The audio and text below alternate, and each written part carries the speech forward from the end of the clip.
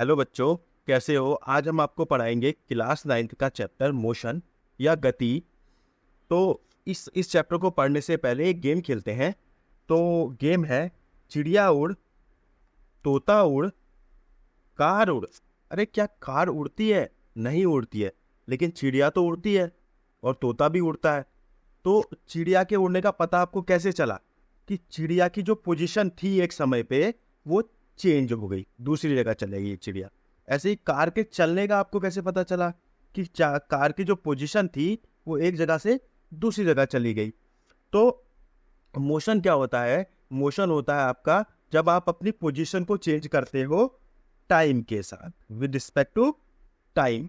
आपने जब अपनी पोजीशन को चेंज करा तो आपका मोशन आ गया। तो इसकी डेफिनेशन यही है कि change position with respect to time. अब मोशन को पहचानने के दो तरीके हैं। एक तो आपको डायरेक्ट एविडेंस मिल जाएगा। डायरेक्ट एविडेंस कैसे मिल जाएगा? जैसे कार चल रही है, अभी हमने एग्जांपल लिया, तो कार आपको चलते हुए दिख रही है तो आपको डायरेक्ट एविडेंस मिल गया। चिड़िया उड़ रही है, आपको पता चल गया तो आपको उसका भी डायरेक्ट एविडेंस मिल गया।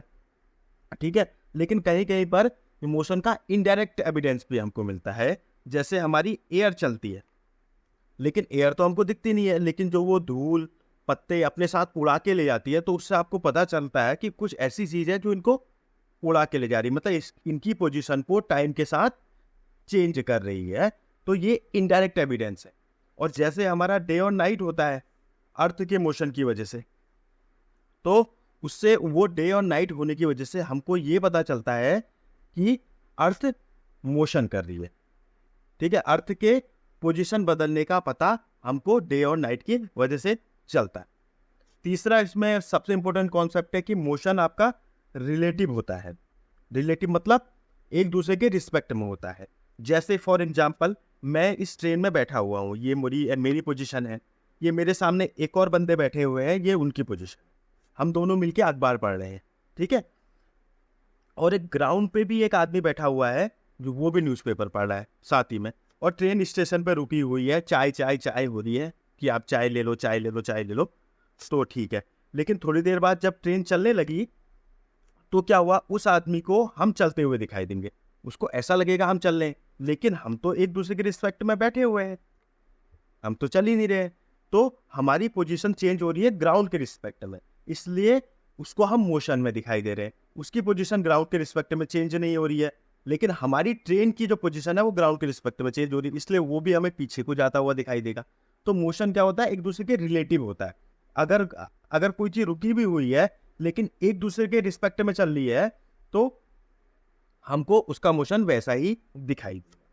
तो जनरली जो मोशन आपको दिखेगा वो 3 टाइप का, अभी जो इस बुक के हिसाब से मैं आपको बताऊं तो वो 3 तरीके का होगा। जैसे स्ट्रेट लाइन मोशन, आपने अपने पापा से कहा पापा आज कार बिल्कुल सीधी चलाना, अगर आपने थोड़ा सा भी मोड़ा तो मेरे को टॉफी खिलानी पड़ेगी। तो आप बिल्कुल सीधे चले, बिल्कुल सीधे चले, बिल्कुल सीधे चले। आपने पापा को टास्क दिया कि आप रेल की पटरी के ऊपर गाड़ी चलाओ, तो बिल्कुल जो वो मोशन आपके पापा की कार करेगी वो आपका स्ट्रेट लाइन मोशन उस समय पे। ठीक है, उसके बाद सर्कुलर मोशन। ठीक है, आपने एक रस्सी थी, उससे आपने पत्थर को बांध दिया है, यहाँ पर बहुत बड़ा पत्थर, और इसको ऐसे ही घुमाना शुरू करा ऐसे। तो जो ये पत्थर जो ये मोशन करेगा ये आपका सर्कुलर मोशन करेगा। ठीक है, आप सर्कुलर समझ गए। इसके बाद आप वाइब्रेशन को समझिए। आप घर में एक नया गद्दा लेके आए, स्प्रिंज वाला गद्दा है, तो आपने कहा कि मैं इसके ऊपर नीचे कूदता हूँ। ठीक है, तो आप ऐसे ऊपर नीचे इसमें कूदने लगे, तो जो आपका अप डाउन ऐसे करके एक ही पोजीशन के वहां पर ऐसा मोशन है, ऐसा मोशन ये आपका क्या होगा? वाइब्रेशनल मोशन होगा। ठीक है, अगर आप ज्यादा समझना चाहते हैं तो जब हम किसी एटम को बहुत ज्यादा हीट कर देते हैं ना तो वो ऐसा ही मोशन करता है, ऐसा वाइब्रेशन मोशन करता है, वाइब्रेशन होता है। आप वो मॉल वगैरह में वाइब्रेटर वाली मशीन पर बैठे होगे, वो एक ही जगह पर होती है लेकिन आपका बॉडी को ऐसे वाइब्रेशन करवाती है। तो इस तरीके का मोशन वाइब्रेशनल मोशन होता है, कंपन बोला जाता है।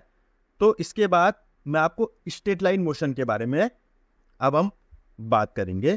तो सबसे पहले आपको ये समझना जरूरी है कि अगर आपको अपनी पोजीशन को बताना है किसी को, या आपको अपनी पोजीशन कहीं पर भी है, तो उसके लिए आपको एक रेफरेंस पॉइंट की जरूरत पड़ेगी। जैसे आप गए एक न्यू सिटी में, तो आपने ये बोला कि मैं इस मिठाई वाले की दुकान के वहाँ पर खड़ा हूँ, आ जाइए मुझे लेने। जय, तो वो मिठाई वाले की दुकान आपके लिए रेफरेंस पॉइंट का काम करेगी। ऐसे ही अगर आपको कोई लेने आ रहा है रेलवे स्टेशन में, तो आप कहोगे कि प्लेटफॉर्म नंबर 3 पे आ जाइए, मेरे को ले जाइए। तो वो प्लेटफॉर्म नंबर 3 क्या करेगा, आपकी पोजीशन को स्पेसिफाई कर देगा, बता देगा। तो आपको हमेशा अपनी पोजीशन को दिखाने के लिए रेफरेंस पॉइंट की जरूरत पड़ती है, हमेशा। ठीक है, तो मैंने भी यहाँ पर एक एग्जाम्पल लिया है। ये हमारा गेट है, हमारे घर का गेट, सबके घर के आगे गेट होगा। ठीक है, तो यहाँ पर एक स्टोन रखा हुआ है घर से कुछ दूरी पर। तो ये मुझे लगा कि ये मेरे गेट से 10 मीटर की डिस्टेंस पे, लेकिन ये जो मेरे अंकल हैं वो उनसे 8 मीटर की डिस्टेंस पर रखा हुआ, 8 मीटर की डिस्टेंस में। तो ये क्या होगा, इस स्टोन के लिए मेरे लिए ये मेरा रेफरेंस पॉइंट होगा। यहाँ से मैं सारी डिस्टेंस को मेजर करूँगा। मेरे अंकल के लिए ये अंकल की जो पोजीशन है, सॉरी, ये जो अंकल की पोजीशन है ये रेफरेंस पॉइंट होगी, यहाँ से ये 8 मीटर होगा। तो रेफरेंस पॉइंट के लिए हमें कोऑर्डिनेट सिस्टम बनाना पड़ता है। अब आपने कोऑर्डिनेट ज्योमेट्री पढ़ी है। कोऑर्डिनेट ज्योमेट्री में आपको पता है कि जो ये वाला एक्सिस होता है ये एक्स एक्सिस होता है, ये वाला एक्सिस जो होता है ये वाई एक्सिस होता है, और ये हमारा ओरिजिन होता है। ठीक है, तो हमारे लिए जो हमेशा रेफरेंस पॉइंट होगा कोई भी कैलकुलेशन करने के लिए, हम उसको ओरिजिन पे ले लेंगे, क्योंकि सिंपलेस्ट है 0,0, और ये किसी ऑब्जेक्ट है, ये इसकी पोजीशन। तो ऐसे ही हम कोऑर्डिनेट ड्रॉ कर सकते हैं और किसी भी ऑब्जेक्ट की पोजीशन को स्पेसिफाई कर सकते हैं। तो स्ट्रेट लाइन मोशन के केस में अब मैं आपको बताता हूं कि ये हमारा रेफरेंस पॉइंट है ओ। ये माना कोई भी रेलवे स्टेशन है, ठीक है, ये रेलवे स्टेशन हो गया हमारा रेफरेंस पॉइंट, हमने ले लिया। रेलवे स्टेशन से हमारा घर है 5 किलोमीटर। हमारे घर में कोई भी मेहमान आता है, हम कहते हैं अरे हम तो रेलवे स्टेशन से 5 किलोमीटर दूर पे रहते हैं। तो रेलवे स्टेशन हमारे रेफरेंस पॉइंट की तरह काम करने लग गया। हमारी सारी डिस्टेंस वहीं से मेजर हमने करने शुरू करी। ठीक है, अब एक दिन आपने सोचा कि हम अपने घर से, ये आपका स्वीट होम है, तो आपने सोचा कि हम अपने घर से आज मोमो और आइसक्रीम खा के आएंगे। तो सबसे पहले बताइए कि आप मोमो खाना चाहते हैं या आइसक्रीम खाना चाहते हैं। तो मैं तो पहले मोमो खाऊंगा फिर आइसक्रीम खाऊंगा। तो सबसे पहले मैं यहाँ से यहाँ चला गया मोमो खाने। ठीक है, ये मैंने मोमो खाए यहाँ। ठीक है, उसके बाद जब मोमो से मेरा पेट भर गया तो मैंने सोचा कि आइसक्रीम खा लेता हूँ, तो मैं यहाँ से यहाँ। ठीक है, अब मेरी पोजीशन ये इस समय पे, ये यहाँ पर मेरी पोजीशन है। अगर आप देखेंगे तो ये मेरी पोजीशन। ठीक है, तो मैंने टोटल कितना पार्ट ट्रेवल करा अपने घर से। ठीक है, अपने घर से मैं आया तो मैंने किया यहाँ से 5 to 15 में चला तो मैं 10 किलोमीटर चला। अब जोड़ घटाना तो आता ही होगा यार। ठीक है, 10 किलोमीटर चला, उसके बाद मैं 5 किलोमीटर बैक आ गया। तो टोटल जो मैंने डिस्टेंस ट्रेवल करी 5 + 10 15 किलोमीटर कि मैंने डिस्टेंस ट्रेवल कर दी। ठीक है, ये मेरी टोटल पार्ट ट्रेवल है। तो हमारा जो टोटल पार्ट ट्रेवल जो हमने किया होता है वही हमारी डिस्टेंस होती है। इसकी डेफिनेशन ये दी गई है। ठीक है, इसके बाद अब आपका दूसरी क्वांटिटी हो गई डिस्प्लेसमेंट। डिस्प्लेसमेंट क्या होता है, तो अचानक आपकी मम्मी का फोन आ गया इस समय पे। उन्होंने कहा कहाँ है, तूने बहुत देर कर दी। तो आपने कहा कि मैं जो ये पास में ही आइसक्रीम शॉप है वहां पर पहुंचा हूं। तो उस समय पे आपने अपनी मिनिमम डिस्टेंस बताई जो आपके घर से है। ठीक है, तो ये क्या होगा, शॉर्टेस्ट डिस्टेंस बिटवीन 2 पॉइंट, ये आपका डिस्प्लेसमेंट होगा, शॉर्टेस्ट डिस्टेंस बिटवीन 2 पॉइंट। ठीक है, जब हम शॉर्टेस्ट डिस्टेंस की बात करेंगे तो ये हमारा डिस्प्लेसमेंट होगा। ठीक है, तो अब जो यहां पर है डिस्प्लेसमेंट के लिए आपको डायरेक्शन की जरूरत पड़ जाएगी, लेकिन डिस्टेंस के लिए आपको एक नंबर की जरूरत पड़ेगी। आप सीधे 2 नंबर लो, जोड़ लो। ठीक है, लेकिन डिस्प्लेसमेंट के लिए आपको इनिशियल और लास्ट पॉइंट का ही मालूम होना चाहिए। बाकी आप मोमो खाने गए, इससे आपकी मम्मी को कोई मतलब नहीं है, आप घर से कितनी दूर हो यही उनको मतलब है। ठीक है, तो ये हमारा हो गया। अब हम आपको बताएंगे कि डिस्टेंस और डिस्प्लेसमेंट कब बराबर होते हैं। तो आप यहाँ से अपने घर से निकले थे, ओके, यहाँ से आप निकले थे और आप यहाँ पहुंचे थे। आप अगर आपकी मम्मी का फोन आता मोमो वाले की दुकान पे, तो आप बोलते कि हाँ मम्मी मैं मोमो वाले पे हूँ। तो उस समय जो आपकी डिस्टेंस है वो भी 10 किलोमीटर हो जाती, और जो आपकी डिस्प्लेसमेंट है वो भी आपका 10 किलोमीटर हो जाता। ओके, लेकिन जो केस अभी हमने पहले डिस्कस किया था, आप तो आइसक्रीम वाली शॉप पे थे, तो वहां पर आपकी जो डिस्टेंस है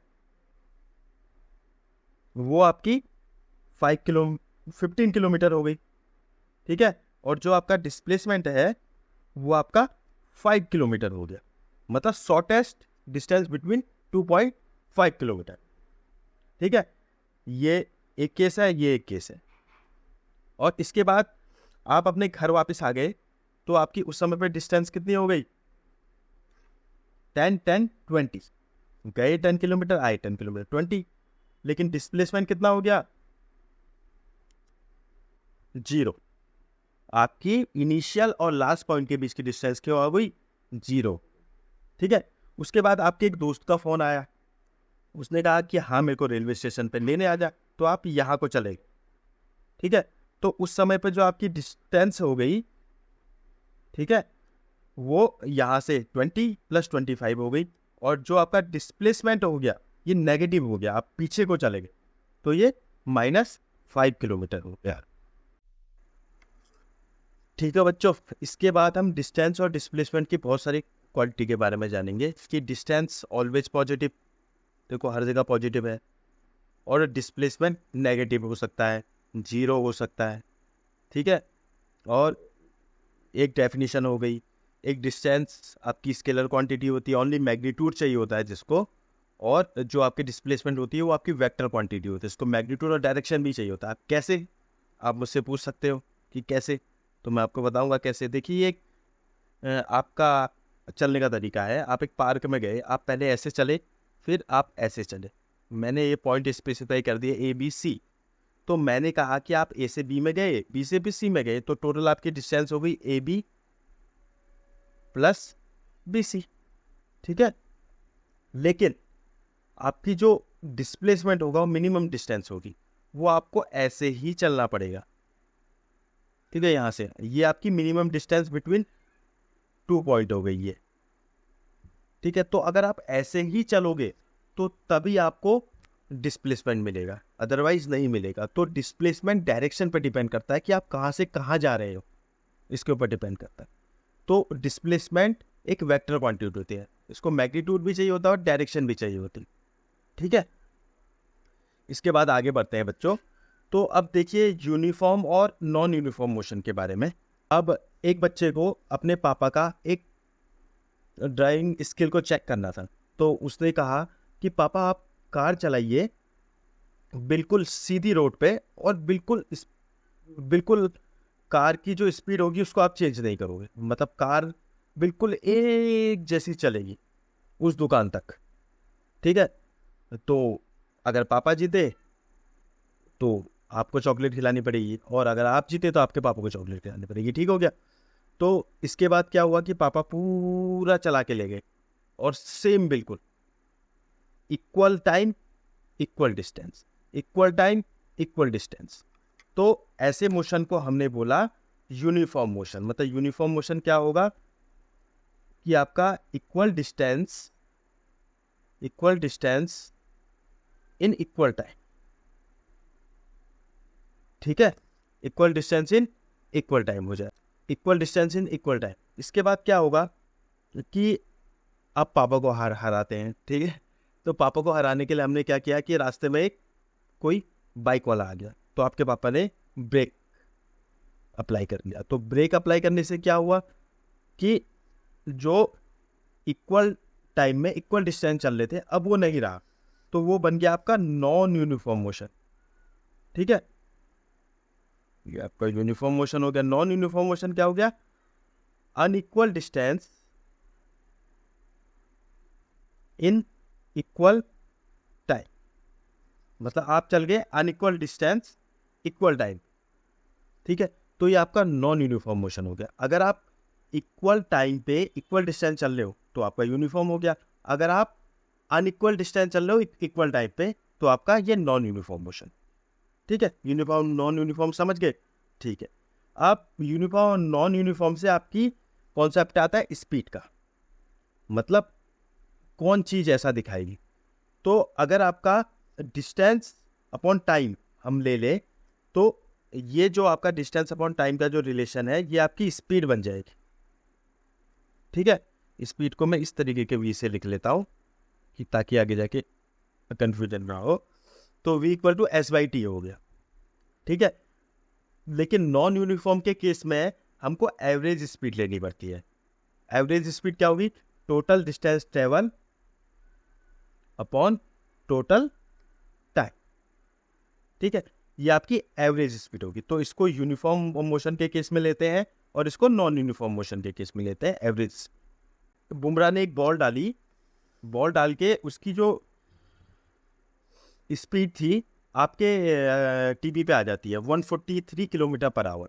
इतनी स्पीड से इसका मतलब क्या है कि बुमराह ने 143 किलोमीटर पर आवर की स्पीड से जो बॉल डाली वो 143 किलोमीटर जाएगी 1 आवर में। ठीक है, दूसरा एग्जांपल, आपके पापा और आपकी डिबेट लगी, आपको 100 किलोमीटर जाना है, बर्थडे पार्टी है और बहुत कम टाइम बचा है, 1 घंटा।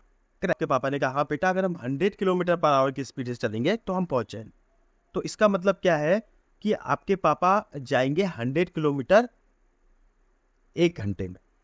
तो ये जो किलोमीटर पर आवर होती है और ये मीटर पर सेकेंड होती है, ये इनकी यूनिट होती है। ठीक है, तो यूनिट क्या क्या हो सकती है?